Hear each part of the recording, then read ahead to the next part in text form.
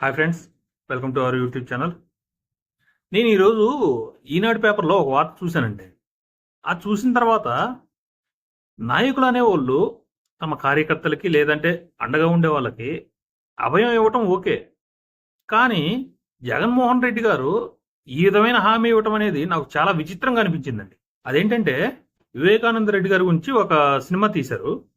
ఆ సినిమాలో సునీల్ కుమార్ అతని మీద ఏదో నెగిటివ్ ప్రచారం చేశారు ఆ సినిమాలో అని చెప్పేసి అతను కేసు పెట్టగా పవన్ కుమార్ అనే వ్యక్తి మీద కేసు అయితే పెట్టారు.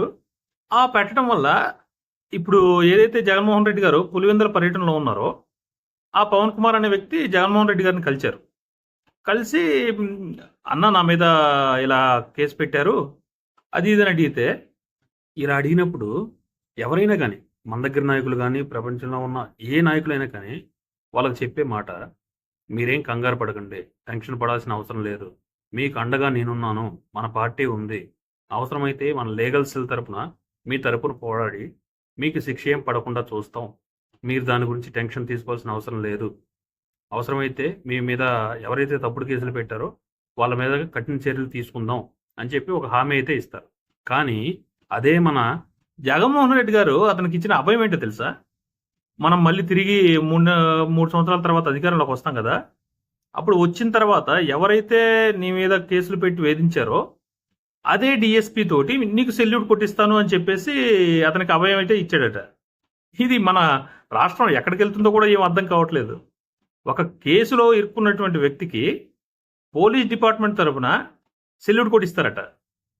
అంటే ఇప్పుడు ఇతను ముఖ్యమంత్రి అయ్యేది కేసులు పెట్టించుకున్న వాళ్ళకి సెల్యూట్ కొట్టించడానికేనా?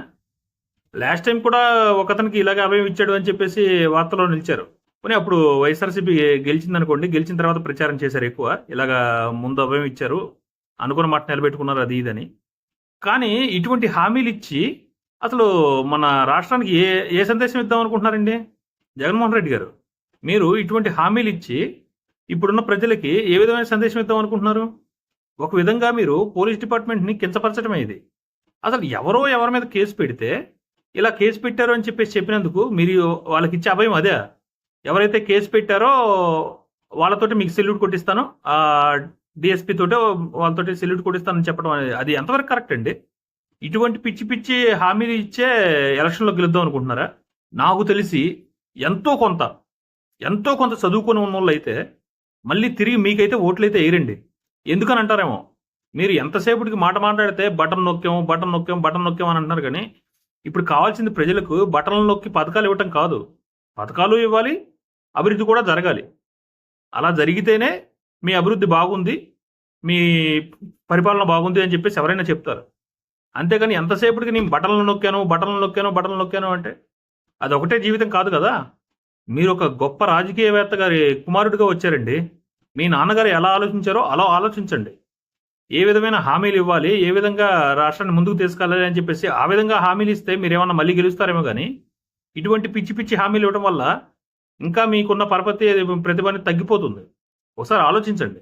అంతేకాదు, ఇప్పుడు మీ దగ్గర ఉన్న ఎమ్మెల్యేలు కానీ ఎమ్మెల్సీ క్యాండిడేట్లు కానీ కొంచెం మాట తీరు అనేది మార్చుకోమని చెప్పండి. ఇంకా మార్చుకోకుండా ఇలాగే ఉంటే రాబోయే కాలంలో ఇప్పుడు వచ్చిన 11 సీట్లు కూడా రావండి. ఒకసారి ఆలోచించండి. అయినా ఒకళ్ళు చెప్తే ఆలోచించే వాళ్ళు అయితే ఇన్ని రోజులు ఇక్కడ దాకా తెచ్చుకోరు. మీరు ఇలా తెచ్చుకోవడానికి కారణం మీలో ఉన్న అహంకారమే. ఏదైతే ప్రజలు లాస్ట్ టైం ఎన్నికల్లో మీకు ఏదైతే సీట్లు ఇచ్చారో ఆ సీట్లను చూసి మీకు అహంకారం చాలా ఎక్కువైపోయింది. మాకు ఇన్ని సీట్లు ఇచ్చారు కదా, ఈసారి పథకాలు అమలు చేస్తే ఖచ్చితంగా మమ్మల్ని గెలిపిస్తారు అని చెప్పేసి అనుకున్నారు. అభివృద్ధిని గాలికి వదిలేశారు. అందువల్లే మీకు ఇప్పుడు ఎన్ని సీట్లు రావడం జరిగింది. మీరు ఇలాగే ఉండండి, చూస్తూనే ఉండండి. చంద్రబాబు నాయుడు గారు ఇచ్చిన హామీలన్నీ ఒక్కోటి నెరవేర్చుకుంటూ పోతారు ఈ 5 సంవత్సరాల్లో.